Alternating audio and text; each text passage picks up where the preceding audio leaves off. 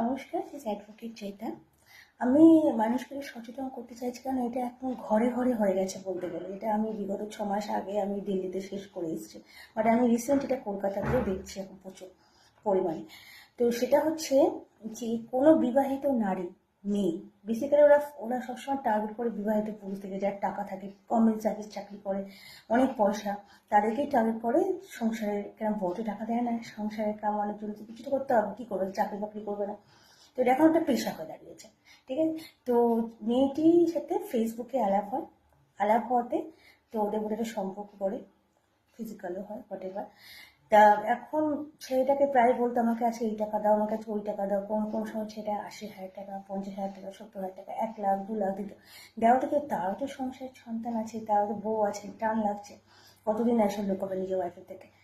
তো আস্তে আস্তে ছেলেটি টাকা দেওয়া বন্ধ করে দেয়। এবার যখন টাকা দেওয়া বন্ধ করে দেয়, তখন মেয়েটা দিল্লি, ছেলেটা নাসিকে, মানে আর্মিতে পোস্টিং নাসিকে।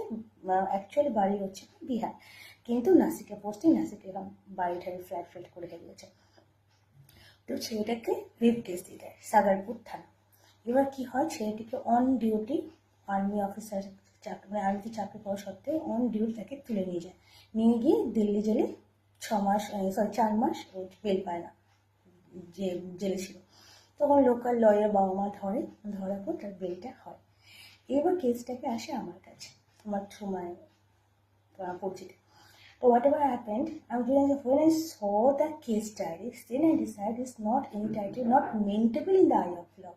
একজন মেয়ে সে যদি ডিভোর্স না নেয়, তার সত্ত্বেও, বা ডিভোর্স ফাইল করেছে হোয়াট এভার, কিন্তু ডিভোর্স না পাওয়া না অবধি সে যদি কোনো পুরুষের সাথে সহবাস করে, তখন তাকে বলতে পারে না যে তুমি ওকে রেপ করেছো, কারণ সে ইন্টেনশনালি সেটা করেছে, জানা সত্ত্বেও যে ওই মুহূর্তে সে লিগালি এন্টাইটেল নয় টু ম্যারি হার বা marry him, both of them. তো সেক্ষেত্রে সেটা আমি দিল্লি হাইকোর্টে কোয়াশনের জন্য দিই, কিন্তু কোয়াশনে একটু সময় লাগে, পার কখন লিস্টে রান করবে, তারপর না, তার আগে পাটিয়ালা হাউস কোর্টে চার্জশিটটা পড়েছে।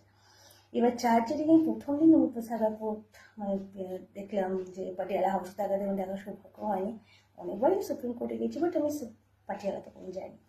তো দেখলাম, প্রথম দিন গেলাম, সবার সাথে আলাপ পরিচয় করলাম, ভালো কথা, কোথায় কোথায় কোথায় কী কী খুঁজে পাওয়া যায়, আমি তো একা গেছিলাম। তো খুঁজলাম, খোঁজার পর আমি জাজমেন্ট দিলাম, একটা সুপ্রিম কোর্টের জাজমেন্ট, একটা দিল্লি হাইকোর্টের জাজমেন্ট, কেসটা দিল্লি। তো সেখানেই আমি স্পষ্ট জজ ম্যাজিস্ট্রেট সাহেবকে বললাম যে একজন বিবাহিত মেয়ে, সে যদি ডিভোর্স না পায় বা ডিভোর্স না নেয়, তার সত্ত্বেও